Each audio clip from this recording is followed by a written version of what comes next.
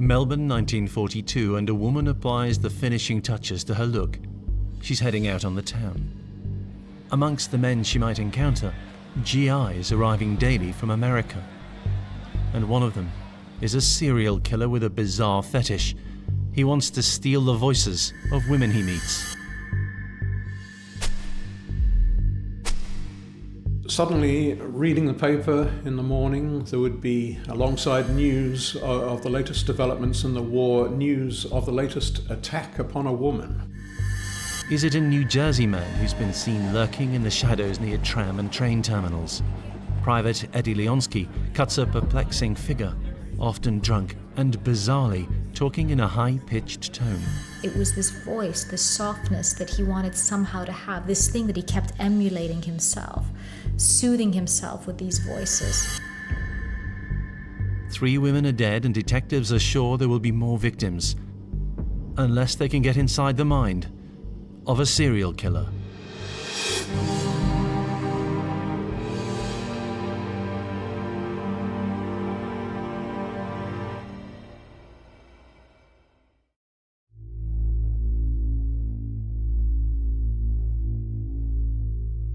In 3 May weeks, no woman was safe during the so-called Melbourne Brownouts of 1942.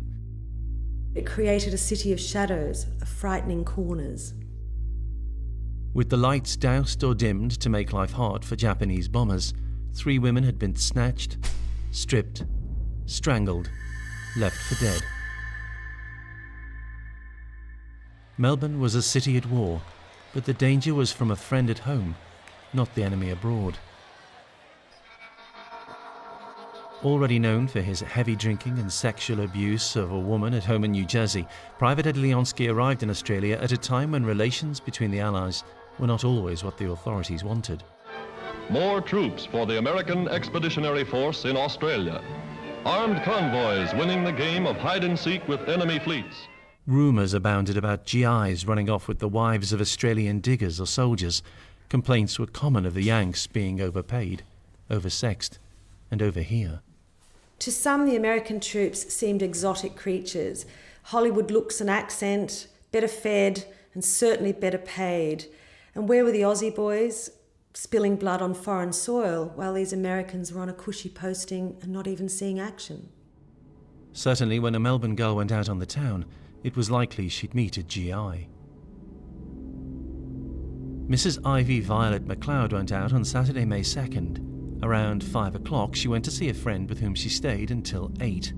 After that, she headed into the city, where she was seen by witnesses wearing a black dress with a lacy neckline. Ivy knew the area well. She'd worked there as a waitress in a cafe. Court transcripts from the day reveal that by 11 o'clock, Ivy was in the home of an aircraft mechanic that she had known for 7 months called John Patrick Thompson. He knew her as Ivy Darvigal, the maiden name that she'd used when out with him. He didn't know she was married. The couple intended to start a new life in New South Wales. As they made plans, dreamed of a new life, Eddie Leonski tried to forget his. The appalling things that Leonski had suffered as a child were all locked up in his psyche, and he was a very troubled man. Not even drink would help him. The one source of comfort to him was his mother, and he was missing her rather badly. Meanwhile, Leonski trawled some exotic places, as well as some classic wartime bars where he liked to listen to women singing, and stayed late to do just that. One of the most interesting features of Eddie Leonski's story is his relationship with the female voice. He himself would sing with a very high-pitched female voice. You gotta imagine this is like a burly American soldier that would emit very, very high-pitched feminine tones. It sounds almost eerie, the idea of him almost trying to self-soothe in that way.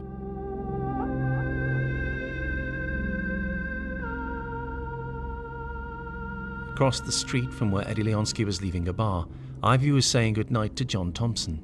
He offered to walk her to the tram terminus, but she insisted she should go alone. She set off to catch the night tram and reassured John that she'd be fine. There were enough people about for her to cry for help if it was needed. It looks like from the evidence that Ivy really wasn't worried about walking home on her own.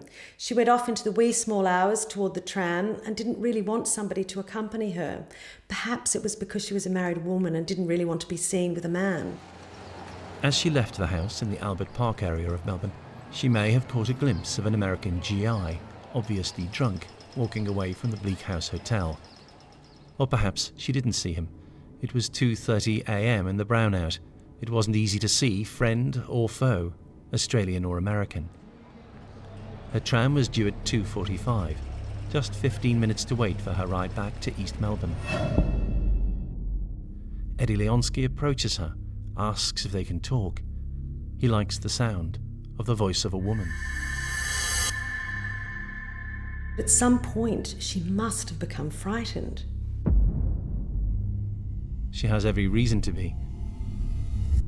The mind of the man she's about to encounter is deeply troubled. Private Eddie Leonski was a larger-than-life figure both at Camp Pell in Melbourne's Royal Park and in the town. He was physically well-built, working out every day. A striking character in the bars too, who enjoyed trying to outdrink those he met. He would get outrageously drunk. The next day he would remember little of what he'd done. One of his notable traits was to sing at an incredibly high pitch. Like his mother, he would say.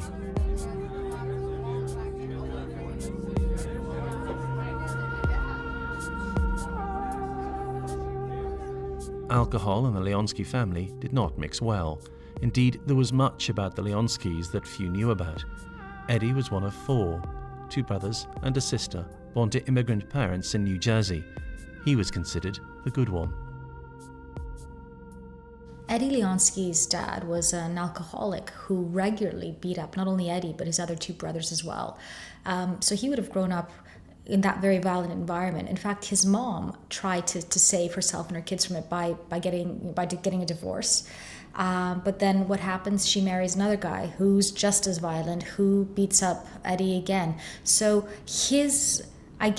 those initial formative years around what his expectations were from parental love and from father figures would have began with that very violent overtone.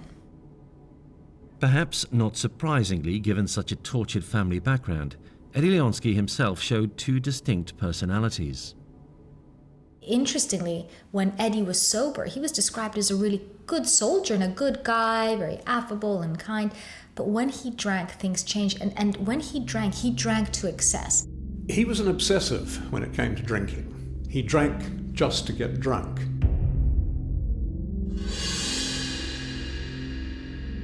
We're not talking about 5 or 6 beers. We'd say that at any given time he could sit down with 36 beers interspersed with other concoctions with various different other spirits. So he was unable to stop once he started. And he would make an exhibition of himself. He would do handstands on the bar, I believe, get into fights with people. The next day he would remember nothing. Leonski's obsessional drinking reveals much about the state of his mind and about what he had inherited and learned from his father. If what you see around you is an appropriate way of coping with stress or tiredness or problems is through the use of alcohol. An appropriate way of being able to have fun is only when I'm drunk. An appropriate way of being able to have the confidence to approach a woman is only when I'm intoxicated. Then you learn that. And if you combine that with a predisposition to addiction and alcoholism, then you have a recipe for disaster.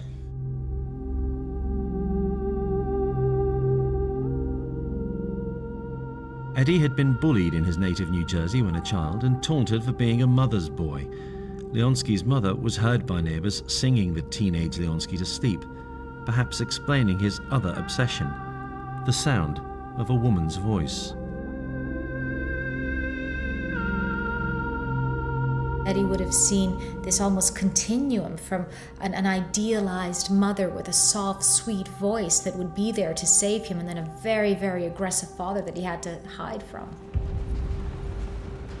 Alongside the violence ingrained in his home life, another ingredient was added to the cocktail that made up the mind of the heavy-drinking Eddie Leonski. All soldiers in wartime are trained to kill. The American GIs with Eddie Leonski were in Australia. They hadn't seen action yet, but they're en route to the South Pacific. Eddie Leonski knew how to kill. Nobody in Australia or America truly has the full picture of Eddie Leonski as he steps out eventually to meet Ivy McLoud. That he could kill is clear. That he loses control when drunk is obvious to all. That he has a bizarre fetish about women, nobody knows. What will happen when all three factors come together? May 2 was a Saturday, and it was the night off for the men. Leonski and his other 15,000 GIs in Camp Pell were sleeping two to a tent. They had to get out, so they went off into the bars and the pubs of the city to go drinking. They headed for a bar in Beaconsfield Parade near the Melbourne waterfront. They were drinking whiskey, and it's very likely that Leonski was drinking for each whiskey a beer chaser. So, in murky wartime Melbourne, a trained killer who lost control of his actions when drunk, which he was every night, and with a deeply unsettling range of psychiatric issues, was walking the streets. Late autumn was not a good time to be a woman out alone, which Ivy McLoud was, in the Brownout too. As his day had passed, Leonski, true to form, had become more and more drunk. Witnesses saw him run out of money, borrow some from fellow soldiers, spend it on drink and then go find another bar. He had spotted Ivy as he walked from one of his many bars.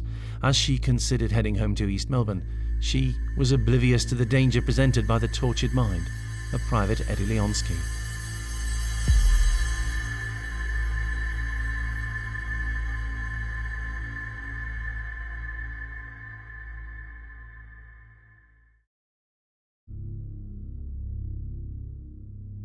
Eddie Leonski spoke to Ivy McLoud sometime between 2:30 and 2:50 a.m. of May 3rd.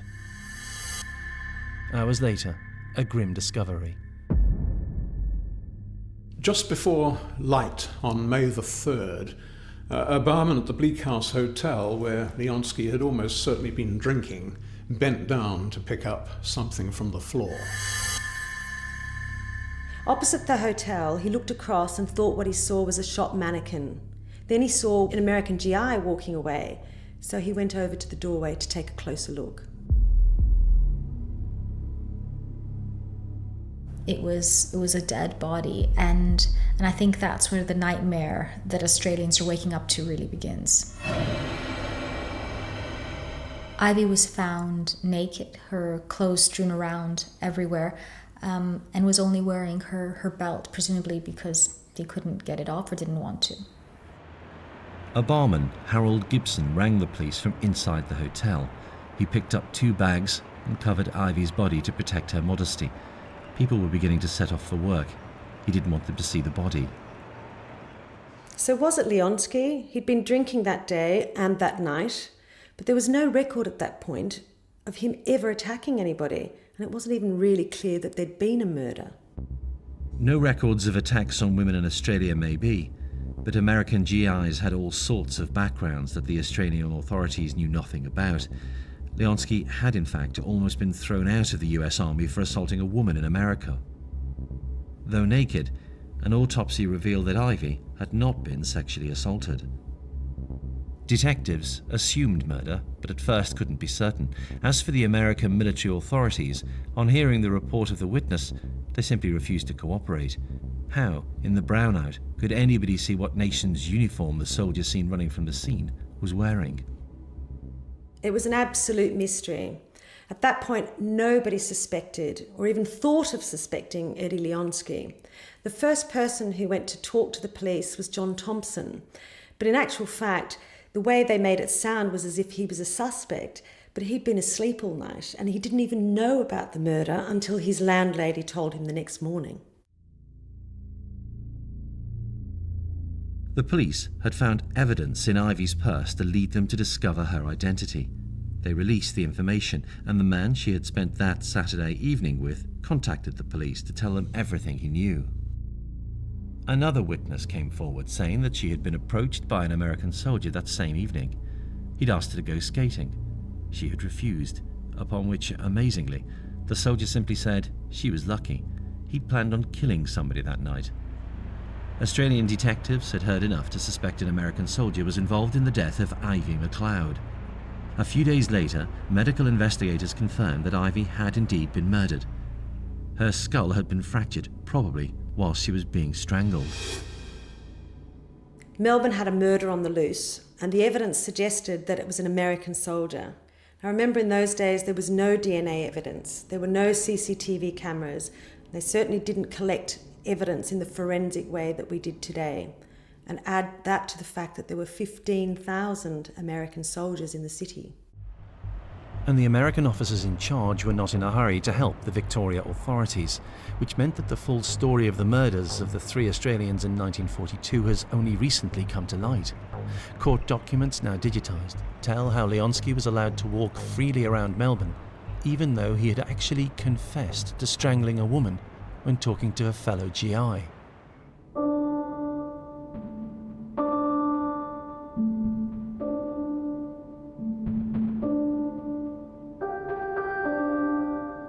Later, some Australians would point to that incident as evidence that some American soldiers simply thought they could get away with murder. Private Anthony Gallo of the 52nd Battalion saw Leonski drunk outside the tent that they both shared on May 9th. Leonski said to him, "I killed Gallo, I killed." Gallo already knew Leonski was capable of violence when drunk. So Eddie kills, and he's actually very shaken about this because he goes back to his barracks, wakes up a fellow soldier, and confesses and says, "This is what I've done."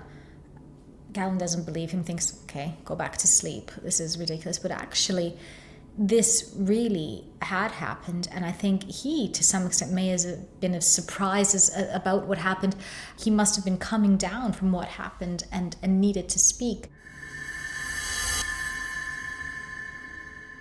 Amazingly, he confessed. But if he was the killer, he didn't convince his fellow American GI. Private Gallo heard his confession, but he told nobody. Meanwhile, in bars and cafes across town, there were murmurings aplenty of where Ivy McLoud's killer had come from. America. And everybody knew what would be happening on a Saturday night in Melbourne. Lots of Americans would be out getting drunk, and lots of Australian girls would be on the town with them, including Pauline Thompson, who told her policeman husband that she was going to a dance at the Music Lovers Club in Melbourne. Pauline, who had 3 children, worked part-time as a receptionist at the Melbourne radio station 3AW and was planning a night out with the girls that she worked alongside. If asked, she would be giving her maiden name, O'Brien. During times of war, we know that perhaps because death is so close in everyone's mind, that people are much more open to intimacy and human connection. So we know that extramarital affairs soar. And this night, Pauline was looking for that human connection. Her husband was away, and she had arranged to meet up with a GI and just basically just have a good time. Eddie Leonski was about to confront another woman, alone in brownout Melbourne, and he would again be drunk and in search of the sound of a woman's voice.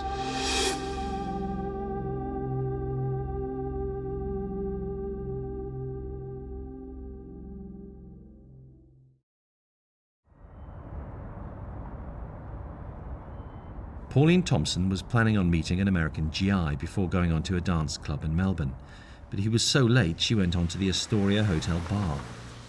There, she was seen with an American soldier described as well-built. Oh, this was classic young woman out on the town stuff. There was singing, there was dancing, there was partying.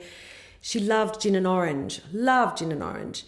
It was wartime. Tensions were high and inhibitions were low. Pauline and her American GI made an impressive couple as they sampled Melbourne's nightlife. Though she was from Bendigo, a 3-hour train journey north, Pauline lived in a Melbourne apartment house.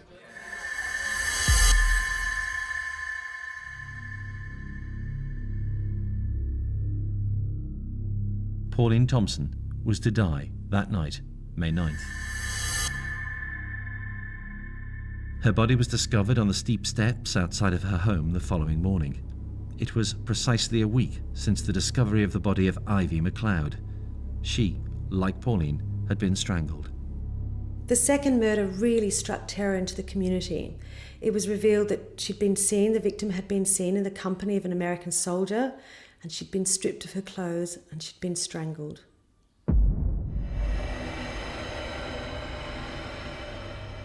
Did Melbourne have a serial killer on its hands? It appeared that this killer might well be an American. This really wasn't good for relations between the Americans and the Australians. They'd been trying to build bridges between them. For a little while, the Anzacs were known as the Yanksacks. And then the story breaks. Police quickly announced that they were keeping an open mind about who the killer might be. They went on record to say that they believed either Mrs. Thompson was throttled by a stranger after she left the soldier to go to her apartment, or by a man whom she may have known, or simply someone waiting in the darkness near to her home. They were sure that she was murdered on the steps outside her front door, but they were sure of little else. The Americans themselves were not about to go hunting through a camp of 15,000 soldiers with limited evidence, and so were rather reluctant to help the local police. 2 women were dead, but there were no suspects. How would Leonski have been feeling? What was going on inside the mind of Eddie Leonski? Again, he told his cellmate he had killed. Another confession. But why? Whether a killer wants to confess or not varies. For some, they confess for narcissistic reasons. For others, they want to confess because it's too big. It's something that they can't control. Yet for others, keeping it secret is a means of control. Not just safety, but control, or even reliving it. I think in this case with Eddie, the confession was probably because he was literally sobering up to what he had done. Literally and metaphorically, he saw in the light of day that he'd taken this young woman's life. The confession reveals a man at war with himself. One of the things that he often described was this Jekyll and Hyde character. He saw this in himself. He saw the light and the dark. He saw himself when he was drinking, when he wasn't drinking, when he was violently aroused, when he wasn't. Leonski's confession fell on deaf ears. Is there a suspicion of a cover-up? I don't think it was a cover-up, but I do believe, in retrospect, that if it had been 2 American women who'd been killed, Private Gallo's evidence, Private Gallo's story of the confession would have been passed on and more would have been made of it. Instead, nothing was done or said, and Leonski went about his business as usual. The investigating detectives asked for cooperation from their American colleagues in the military police and were allowed to take witnesses to Camp Pell, who watched soldiers march past. They were hoping to see if anybody could be picked out, but nobody recognised anybody who'd been with either woman on the night they were killed. So Eddie Leonski was basically allowed to go about his business, and for him that just meant getting more and more drunk, day after day, night after night. Which put Gladys Hosking, a 40-year-old from Perth now living in Melbourne and working at the university's chemistry department, in grave danger one evening in May. Her father had received a letter from her saying she was nervous about walking alone at night in the city and always tried to travel with a companion. By the 3rd week in May, women were really frightened of going out at night. The local paper, the Melbourne Argus, described it as a panic. But Gladys, nervous or not, often found herself out at night. Keen on amateur dramatics and ballet dancing, she would regularly scamper across the city to meet up with people. On the 17th of May, a rainy evening, she left work walking with a friend under an umbrella. A short time later, she had dinner somewhere in the area of the Royal Park where Camp Pell was based, and not far from where she lived. Gladys was seen later still walking under an umbrella. The person holding it was an American GI, and the witness said there was something protective about the way the umbrella was being held. The witness was Private Malcolm K. Walsh, a military policeman. It appeared that Gladys was not especially in danger. There had been a couple of murders, but there had been a couple of thousand dates between American soldiers and local women on the same night, and so the MP saw nothing especially to worry about. Gladys walked away from Private Walsh and into the darkness of the brownout. It was May 17th, 14 days since the murder of Ivy McLoud and 9 days since the discovery of Pauline Thompson's body. Both women had been walking alone in the darkness late at night. Both had been seen in the company of a handsome American soldier. Both were dead. What fate awaited Gladys?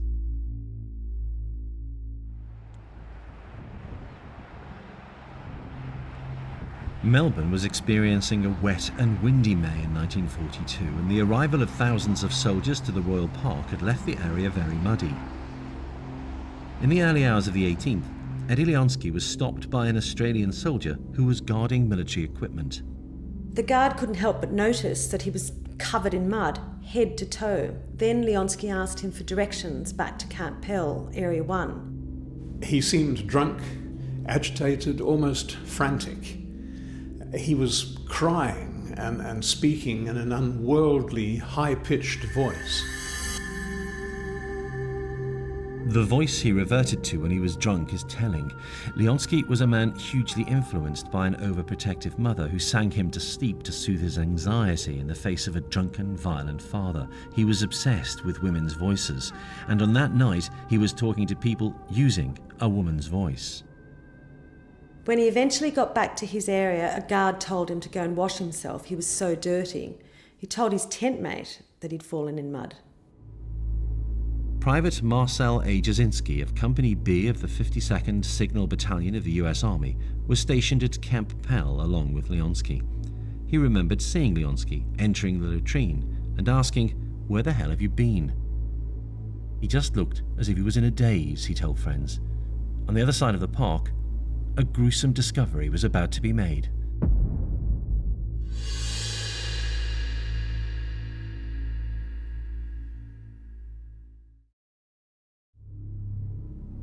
Gladys Hosking was found dead, strangled with her clothes torn about her in a muddy trench just 350 yards from her home and adjacent to the park. By her body, an umbrella inside of which was the local Melbourne Herald and a copy of that month's Women's Weekly. Her features were almost unrecognisable because of the mud which covered her face. Whoever had killed her also had to be covered in mud.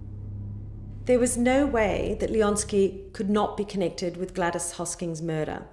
He was seen covered in mud, she was found covered in mud. He'd been seen walking the park, her body was found in the park. He was an American soldier and she'd been seen walking with an American soldier. And when Private Gallo heard the news about the latest murder, there was immediate realization that his tent mate perhaps had not been fooling around when he had said he'd killed women. He reported what he knew to his superiors. They, along with Melbourne detectives, turned all of their resources to Private Eddie Leonski. They searched his tent. Inside, they found a Melbourne newspaper from May 5th, 2 days after Ivy McLoud had been killed. The paper was open on the page that the article about her death was featured. Another newspaper was found, open again, at a story about the death of Pauline Thompson. Once Leonski had killed the third time, the case firmed up very, very quickly against him. As soon as it was put to him that he was a killer, Leonski put his hands up and said yes. He confessed immediately. It was almost as if it was a relief. And this isn't necessarily the case for many people in this situation. For a lot of people, there's a sense of, I need to hide it, I'm embarrassed, I'm ashamed, it wasn't me. Nothing like this. Eddie wanted to say what had happened. In fact, he wanted to explain.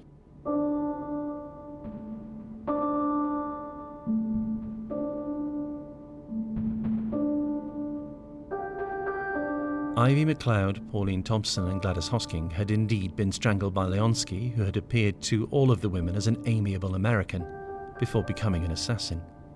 The confession and a huge amount of evidence quickly unearthed meant that a conviction was inevitable, but there were still many questions.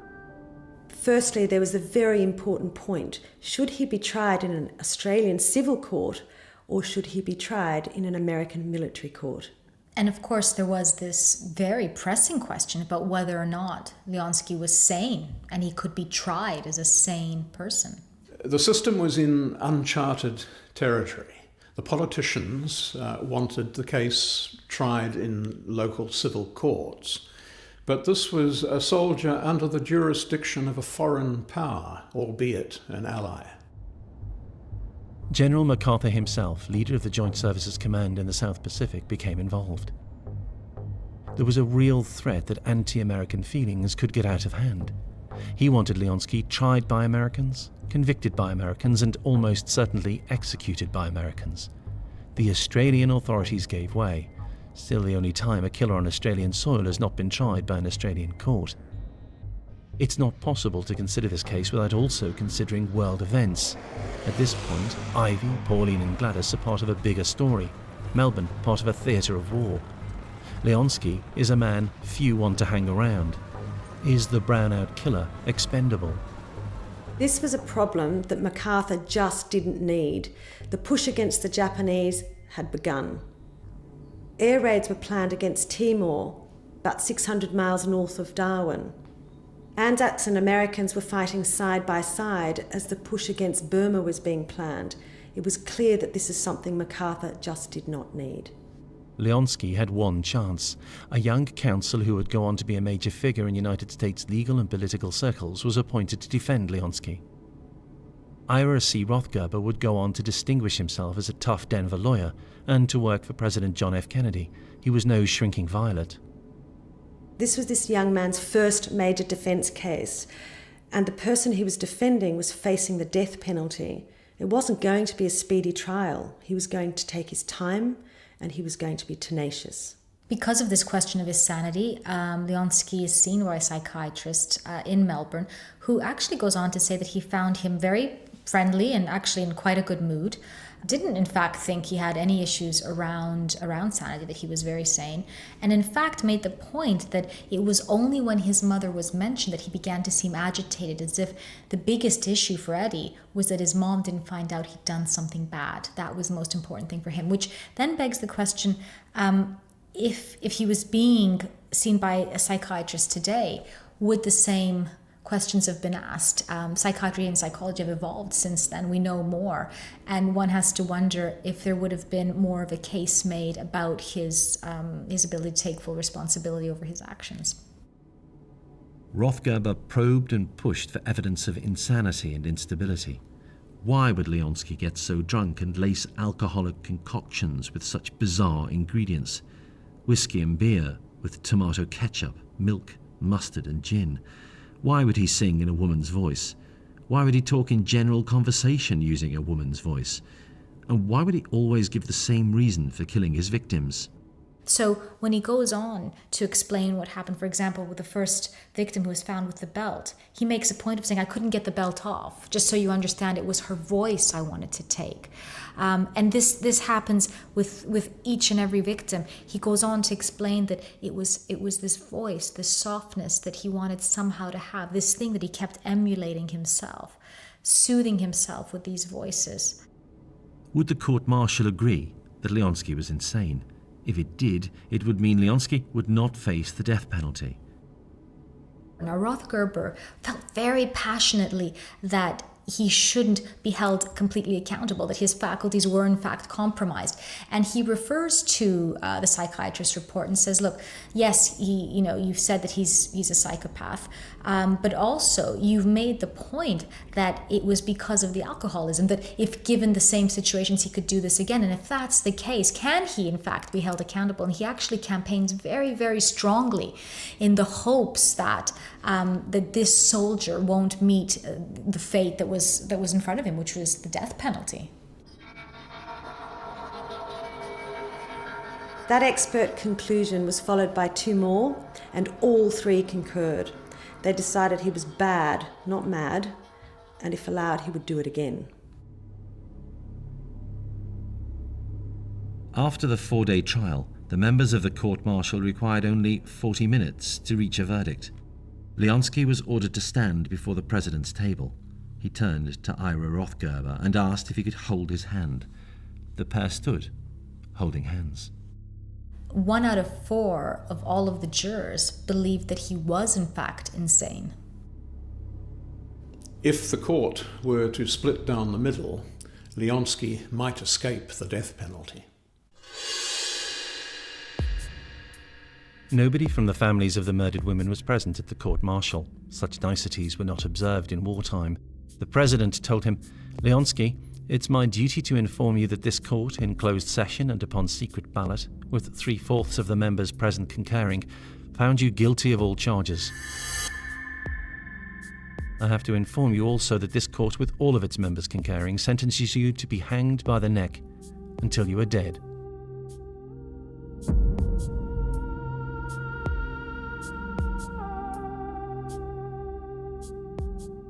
Leonski gave nothing away. Emotionless. The indefatigable Rothgerber petitioned for clemency. He called on President Roosevelt to commute the sentence to life in prison. Ivy, Pauline and Gladys had been killed, 3 innocents. But what was the point of executing a man with considerable and very damaging issues? Would his plea work? This was a traumatic, life-changing moment for Rothgerber. He was a young, committed lawyer.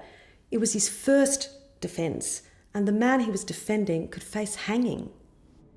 News of the verdict was greeted positively in the Australian press. The question of whether Leonski would live or die would not be one answered by America's president. He said this was a military matter, and it was something for General MacArthur to handle. The timing for Leonski couldn't have been worse. A few weeks after the trial, Americans and Australian soldiers get involved in a firefight in Brisbane in a bar. Couldn't have been worse, the timing. An Australian was killed, and there we go. The relationship issue had reared its ugly head again.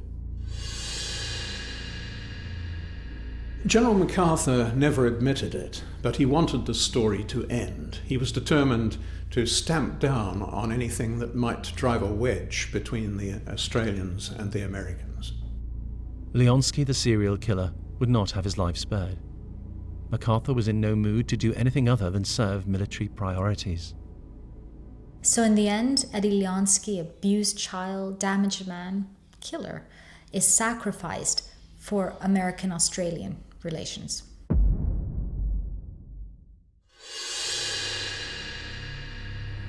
These are the men who are defending the aerial approaches to Australia. And here's real action. Jap plane spotted. In a matter of seconds, the anti-aircraft crews are letting them have it.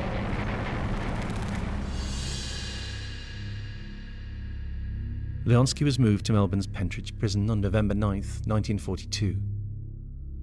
He said so long to his jailer, joking that he was going for a facelift and was hanged. But that was not the end of the story.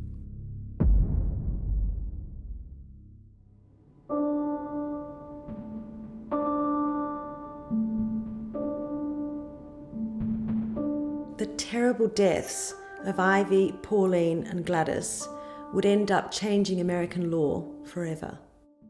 In 1951, the extraordinary work of Ira Rothgerber ended up creating the Uniform Code of Military Justice, law which is still in use today. Eddie Leonski was executed within 12 weeks of being sentenced and found guilty. He had carried out his series of killings in just 3 weeks. The deaths of Ivy, Pauline and Gladys at the hands of Eddie Leonski could have been prevented if he hadn't been allowed into Australia in the first place. He had already attacked a woman in the United States. Ivy's tragedy was to be 15 minutes early for her late tram ride home. Pauline, looking forward to her new life in New South Wales, had been warned by her estranged husband not to go out with GIs. She didn't listen. And Gladys had even told her father how she was afraid of venturing out into Melbourne after dark. But she still did. She too was to become a victim of the Brownout strangler, Eddie Leonski.